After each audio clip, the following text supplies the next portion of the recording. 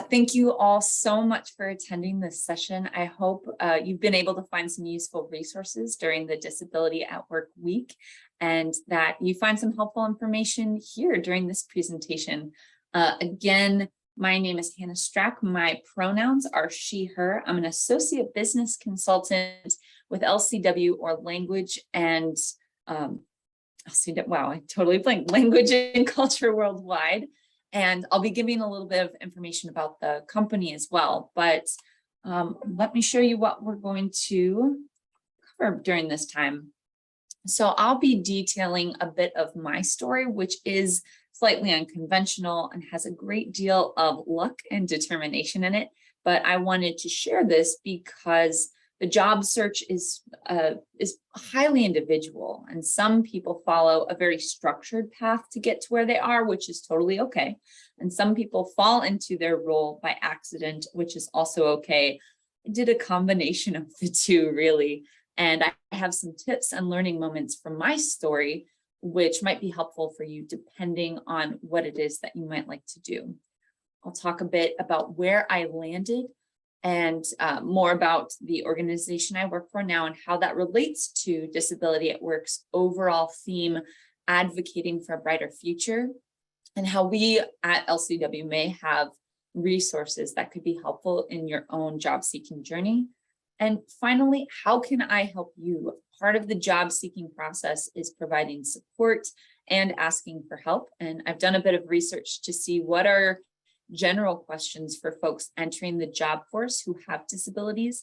And as somebody who has ADHD and has suffered with depression and anxiety, I want to provide tips on what to expect when you're looking for your next role and how you can gain confidence in the strengths that you already have or discover strengths you didn't know you had, and what you can expect during this session. So I have about a 30-minute presentation about my story, job searching tips, and I left time at the end for questions and discussion because I'm really interested in knowing what your situations look like, what challenges you're facing, or what you're interested about or concerned about with entering the workforce.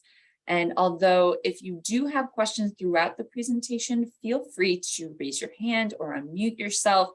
I won't be monitoring the chat, Leanne will be, but feel free also if a question comes up to pop that in the chat. I'll follow up at the end. So getting started, what my story starts with is that I was interested in going into the field of international education and DEI, or diversity, equity, and inclusion. And when I was at undergrad in Luther College, I was able to go abroad as an undergraduate and work for the Luther College Diversity Center. So I did a month and a semester abroad that focused on history, contemporary issues, and communication studies in places like Malta, Italy, Morocco, and the Canary Islands. And my job at the Diversity Center was a multicultural student assistant, where I received training on unconscious bias, organized outings for first-year multicultural students, and shared how they could find different resources on campus.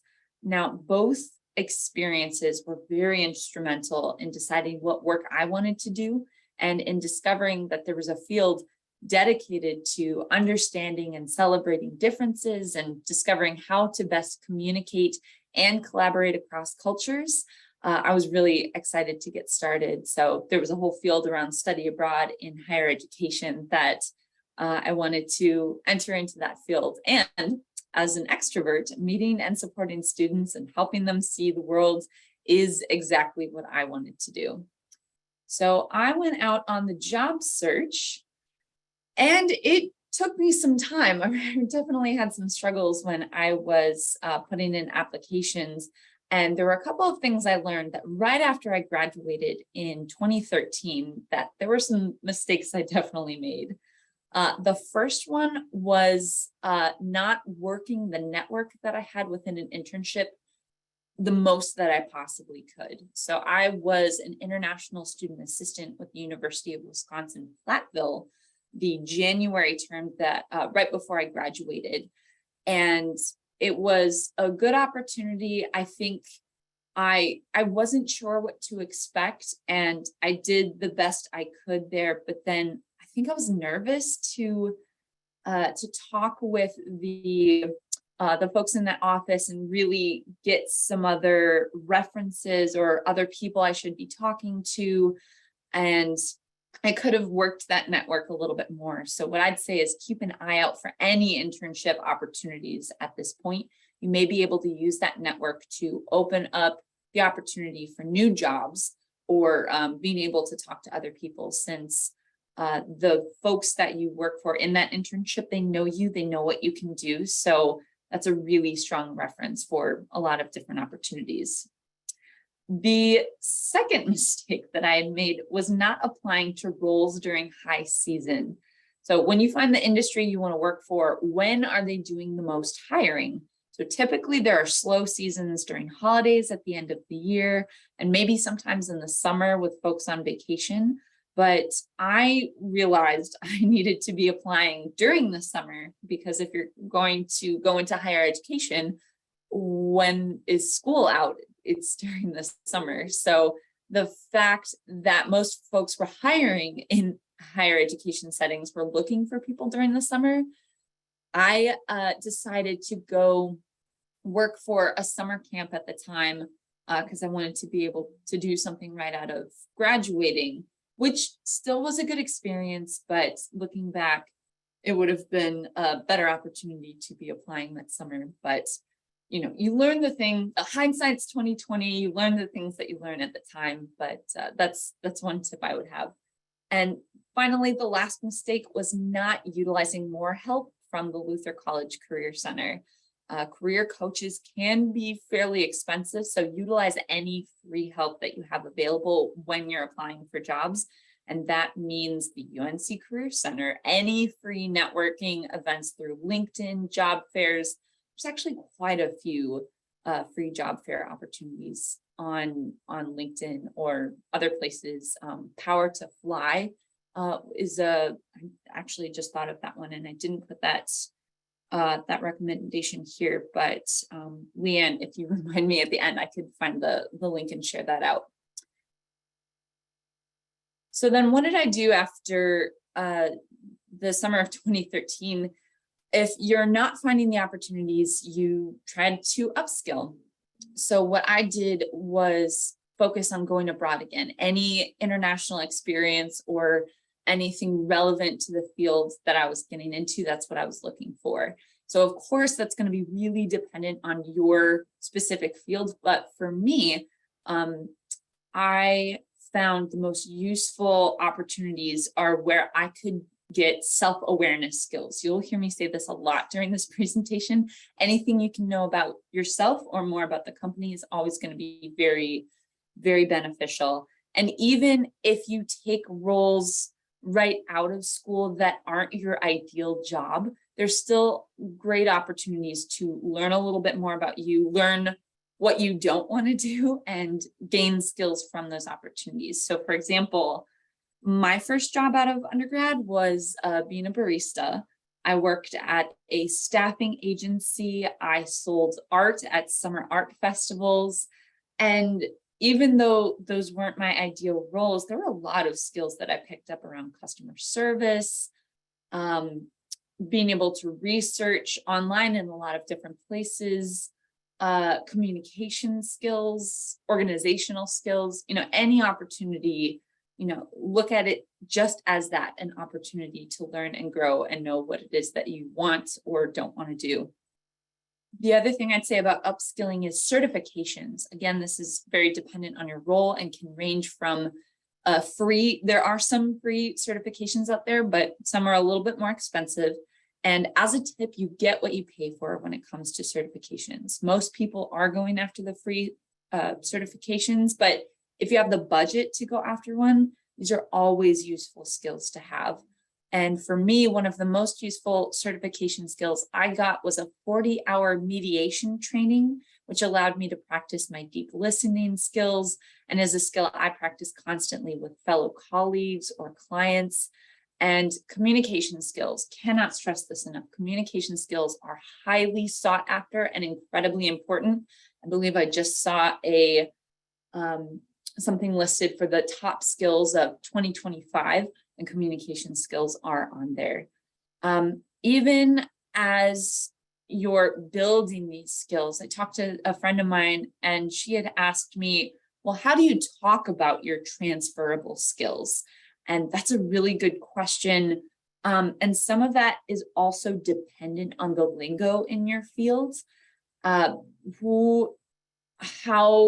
are people talking about different types of skills, and how is that relevant for a particular field? That might be, how people talk about things in higher education is different than how people talk about things in consulting, even though they're the same thing. So being able to ask people, understand the lingo, and apply that to where you're looking. But sometimes that takes a little bit of time. And I just sort of alluded to that now with resources, being able to ask for help and getting recommendations or finding information by talking to people. For example, I hired 2 career coaches within the last 10 years and had a rewrite of my resume. That's not necessarily required. It depends on your field, depends on your resources, and it depends on your situation, but always being able to network with people in the field that you're trying to get into, that's going to be really helpful, and asking for resources to get you where you want to go. And then with all this preparation, sometimes it's just pure luck. I thought this quote was very applicable. Luck is what happens when preparation meets opportunity, which is a quote from Roman philosopher Seneca. And honestly, that's how I was able to get into my last several roles. I threw in an application for a job in California when I was living in Wisconsin several years ago, thinking I wasn't applicable. It was in higher education. It was at an acupuncture school. I knew nothing about acupuncture, but through the application process, I was able to get the job and live out one of my dreams, which was living in California for 5 years. Even at University of California, Berkeley, I applied so many times, about 7 applications I sent in. And finally, the 8th one is the job I actually got. And my last 2 roles, I networked with the president of the company or the owner of the company. And that was a lead in to the application process where I got the job. So you never know where these opportunities are, and you always try to be prepared is basically my takeaway. So now what I do now with Language and Culture Worldwide, or what I'll refer to as LCW, I came to LCW specifically because I wanted to work with a company that was actively making the world a better place and teaching folks useful skills that allow for understanding, better communication, and upskilling, and experiences around diversity, equity, and inclusion. Now, LCW, what is it that we do? We are a 20-year-old training, e-learning, and global consultancy company. And what this means is we design and deliver face-to-face training, virtual training, and e-learning focused on intercultural competence and global diversity for organizations. Now, when I was looking at that definition, I realized there's a lot of concepts that you need to build on one another to really understand what that means. So starting with culture, it's defined as a system of values and behaviors that are learned and shared by a community. So you have these different communities, and when they talk to each other, it's intercultural competence, or defined as the ability to understand and respect each other across all types of cultural barriers, and refers to the set of knowledge and skills that allow for professional effectiveness, inclusivity, and improved community relations. And then within these different cultures, how they talk to each other, you have global diversity, which is your visible and invisible identities that include race, ethnicity, gender identity, socioeconomic status, religion or spirituality, sexual orientation, nationality, and ability. And finally, we've got intersectionality with the grand scheme of things and how We are all not just one thing. Intersectionality is the interconnected nature of social categorizations, race, class, gender, ability, just for an example, as they apply in a given individual or group, creating overlapping social identities that may be both empowering and oppressing. So I just threw 4 definitions at you that usually it takes like 4 hours within one training for a company. So if that's a little overwhelming, I completely understand. But the reason I mentioned that and why this pertains to you specifically on the call is that you are future employees, workers, managers, and the world has changed dramatically due to the COVID-19 pandemic. And there's a lot to be mindful of, but there's also a lot of opportunities with that. And you have the opportunity to have a say of what the future of work looks like. Now, LCW has a few resources around wellness and working with a disability that I wanted to share. So first, we have free live sessions on LinkedIn, and there was one that's coming up on April 27th that I have linked here called Fill Your Cup, a cultural take on wellness. Now, this talk is going to be about why health and wellness in the workplace are key topics and something that employers should be mindful of in the future. And I put this here for 2 reasons. One, some of the things that we do with LCW are talking about what trends there are coming down the line, what things that we need to be following. And wellness is a big topic of conversation that's happening right now with a lot of different companies. So by attending this, you learn a little bit about what trends are going to be happening, but also as a focus for the job search, I can't stress enough that wellness is incredibly important. Job searching is stressful. It's incredibly stressful. So any opportunities that you have to figure out health and wellness practice, understanding the full scope of wellness, that it's not just taking a nap in the afternoon. It's your mind, it's your body, it's your wellness as a whole, and all the different pieces that go along with that. So highly recommend if you are able to make this session. Also, there's a Culture Moments podcast, which is called What Work from Home Has Meant for Workers with a Disability. And this is about the challenges and opportunities around digital accessibility. And this was recorded back in 2022, but it may be of use to, again, look at some of the challenges and opportunities around what the world of work looks like, depending on what where your ability is at. So might be of use. Definitely a free resource that can be shared after the talk. And as I go into that, I did want to talk briefly about challenges and opportunities.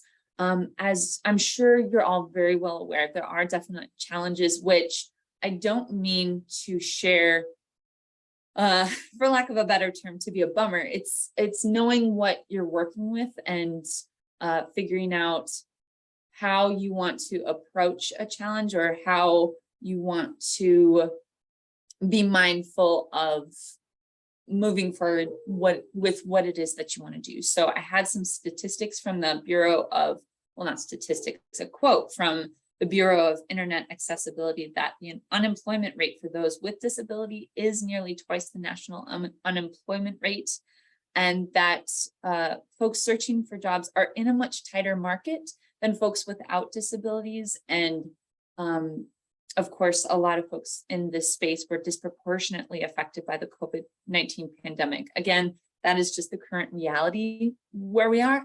However, businesses who hire people with disabilities see higher profits and more productivity. That's also from the Bureau of Internet Accessibility from that same link.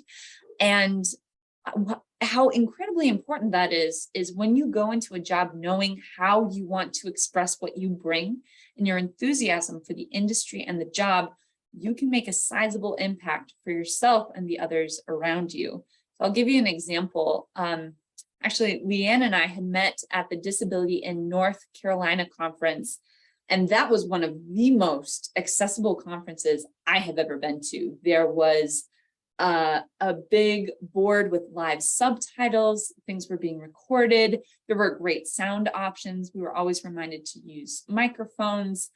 And this was more helpful than I expected, because as someone with ADHD, I can listen to what someone is saying and I'll write something down, but immediately it pops out of my mind. But I looked right over and there's this big board of subtitles that, oh, I missed what she said, but here's something I can write down. So the big important thing is that this helps way more people than who it was originally meant for.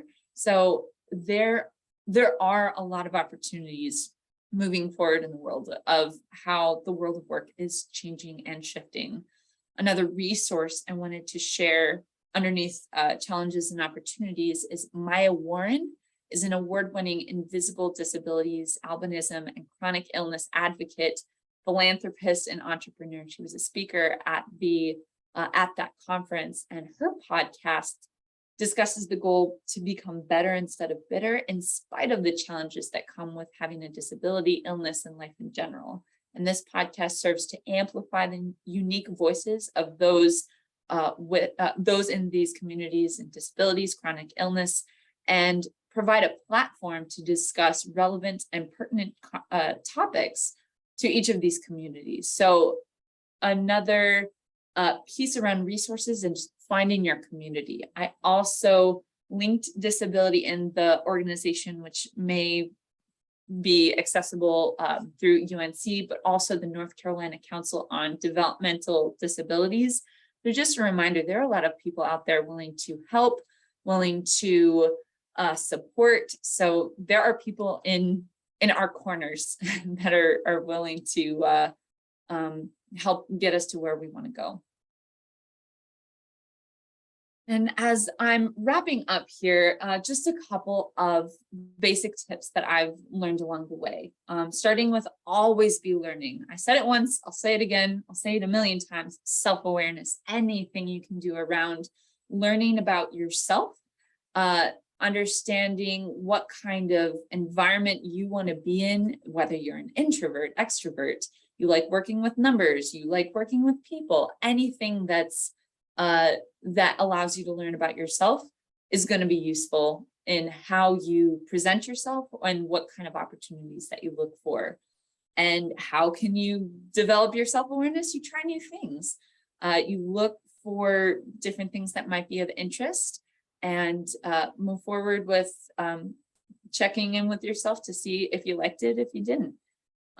Also around learn about the companies that are out there and make it about them. And I say that really specifically because when you're in your job search process, sometimes it can feel like, well, I know what I want to do and this is the goal I'm trying to set. But if you do that one little extra push to research these companies and get some of their background to say, to show that you get what they're doing, that's going to be wildly helpful and set you apart from other candidates to say, I see what you're trying to accomplish and I'm going to help you get there based on my specific skills.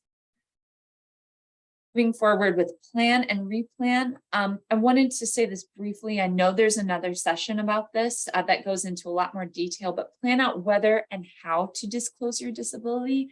It's truly a decision that's up to you.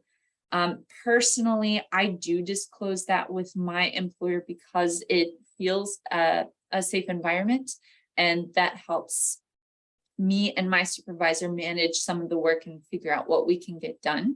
But it depends on your particular situation. Even if you ask friends, family, or community to say, I'm thinking about disclosing, I'm not sure, that might be some other possibilities for answering that question. Some of that also is seeking out companies who are disability friendly, keeping an eye on trends.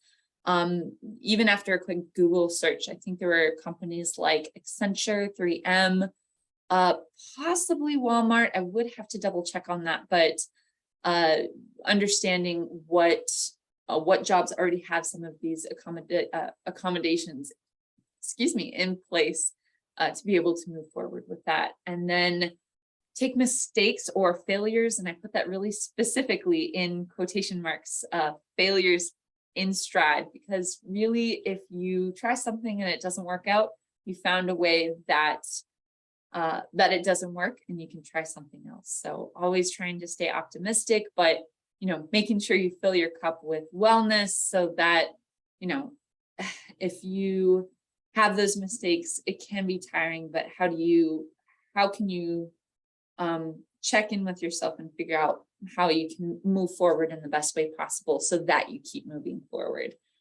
And then gaining confidence as the last piece, asking for help. Like I mentioned before, your friends, your family, your community, anybody that can allow for some feedback, some talk back, anything that's going to be useful in your journey of getting to where you want to go in your career. And also just mentioned before, take time to relax. Burnout is real, especially in the job search. So do what you need to do. For me, what does that look like? Walking. I definitely take a lot of walks to clear my head, or reading a book, kind of stepping away from something if there's a difficult problem. There's a lot of problems that have been solved where I wasn't hunched over the computer trying to figure out the answer, but I step away and then the answer comes to me just when you take a break and you relax a little bit. And then the most important, as the last, don't give up. Just keep trying. If there's something that you really want to do and you're really passionate about it, people see that enthusiasm, and don't give up. If you change the plan, that's okay, but you just got to keep moving forward. Very optimistic statement. Sometimes that's a little harder in practice, but again, you have a lot of different support to get you where you want to go. And one of the last slides I have here is visualization. If you're trying to figure out where it is that you want to go, what you want to do, how you want to get there, what does that look like to you? I found these different images of what would your ideal workforce look like? Would it be online? Would it be in person? What are the different opportunities that are available to you? Or what's something you're passionate about? Or what's something that you could create? I mean, there are a lot of different organizations that have come out of an image, a focus, a dream, as it were. So think about how would you feel in your ideal work environment, and even going from there, sort of visualizing the progress and the process you're looking for. And with that, that comes to the end of my presentation.